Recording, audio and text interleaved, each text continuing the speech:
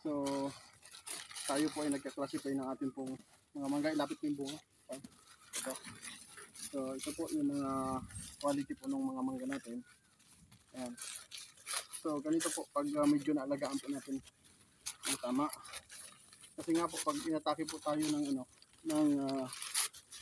insekto, yung pundapulak at saka po yung fungus, yun po yung nagiging kalaban natin. So ayan po mga kaparmo. Ayan. Ayan. So napakalaking bagay po yung nakabalot siya, pero dapat po kahit kabalot na ay nai-sprayan pa rin. Ayan. Kasi kapag hindi po siya na-sprayan, kahit po siya ay nakabalot na, ay ito po yung mangyayari dyan. Yan, ganyan po yung mangyayari. Yan. So napakahalaga po na pagdating po ng 90 days ng ating pong maintenance, maka-spray po tayo kahit po alinman po sa lambda sa halotrain, thiamethoxam, pwede din po ang propenopos, at mas makakatulong po kung tayo po ay gagamit ng chlorothianidin. Napakahalaga po ng systemic na fungicide at napakahalaga din po nung mga foliar natin na ginagamit. Kasi nga po, kung mapapansin niyo, uniform yung size ng mangga natin, wala tayong sobrang liliit. Tayo po ay nagkaroon ng majority ng medium, meron din pong small at meron din pong regular. So talaga lang po yung presyo sa kasalukuyan, yun po yung malungkot. Pero pagdating naman po sa quality at sa dami ng production, ay panalo po tayo. So masasabi ko pong tagumpay yung demo natin with Boss Redency Seed sa kanyang farm, with Tatay Cesar Pisumbal, ang aming financier, at syempre yung aking mga katulong dito sa farm. So sa family ng katiwala dito sila Eric, sa family nila, sa magkakapatid, sa mga naging katulong ko. So ito na.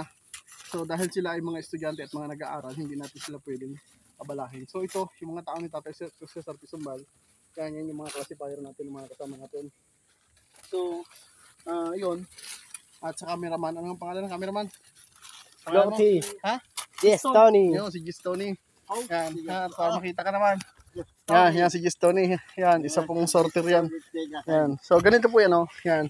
Ganyan po ang hitsura ng atin pong mga mangga. Kapag po yan ay hindi po apektado ng anthracnose at saka po ng dapulak. So ito po yung mga puno naman na nakuna natin na meron pong dapulak. So bagamat ito po ay ano lang,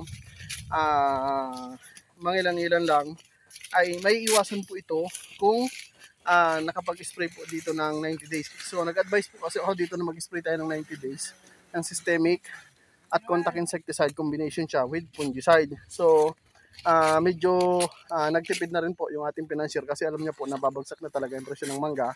Kaya sabi niya ay hayaan na lang daw at kung ano yung kalabasan ayun na lang. Pero yun nga po ang advice po natin dyan pag tayo po nasusunod ay tayo po ay nag-i-spray ng insecticide, fungicide at foliar. At kung mapapansin po natin, halos zero po kami sa atake dito ng fruit fly. Halos wala tayong atake ng fruit fly, no? Yan, so dahil po gumamit tayo ng secret weapon, yung secret weapon po kasi natin, kaya pong kumontrol ng kagat ng fruit fly. At wala din po kami dito kahit isang atake po ng kurikong. Kahit sabihin po natin na less ang atake ng kurikong, ito po talaga, wala po talagang atake, mga kaparm. Kumbaga naka one step ahead po kami. At yan. So naka one step ahead po kami na maunahan natin sila. Yan. So ito po yung mga sorter, oh. Yan. Yan po yung mga quality ng mangga natin. Yan. Yan. So maganda po siya. Kaya lang yung presyo nga po talaga ang hindi po maganda. Yan yung ating sorter, oh. Kaway mo na. Medyo nadali ka sa camera. Yan. At yung isa, tingin. Tingin. Yun. Yan. At rin po si police. Yan, oh, na extra. hindi pa na duty.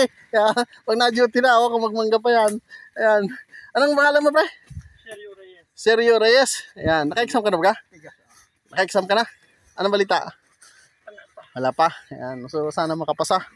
Ayan. So ayos yan. Habang hindi pa tinatawag sa tawag ng tungkulin ay nandito muna tayo sa manggahan. Yan yung ating mission. Ayan. So ang packaging po namin ay 9 kilos. Net 18.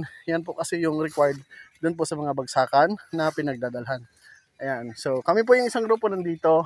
At yan po naman yung mga naghahakot natin. Yan. So nasa baba po yung nag-harvest at sa kabila naman po yung pumipitas ng piko. Ayan, sila din po yung mga bumalot yan. So tulad nga po ng sabi ko, ito po ay mula simula ay under Ka-Farm TV Mingo Protocol. Doon lang po tayo hindi nasunod sa 90 days na procedure natin. So may advice po tayo kaya lang hindi po nasunod kasi nga po medyo nagtipid na dahil nga po alam na po ng ating financier na babagsak po talaga ang mangga. So ganun pa man, shout out tayo si Sir Pisumbal. Ayan, sa ngayon ay busy din sa kanyang pagdi-dispose ng ilan sa kanyang mga kalakal pa. So shout out sa iyo dyan. So muntik nang umulan, hindi naman tumuloy. So yun, salamat kami na paboran ng panahon. So nakahakot na yung truck sa labas at nakahakot na rin yung multicab. So ito yung panibagong packing na hahakotin sa labas pag napuno na yung mga kain. Ayan, so hanggang dyan lang po muna muli. God bless, happy farming. I love you all. May natitira pa po tayo ng mga 2 to 3 days po na harvest mga kaparm. God bless, happy farming. I love you all.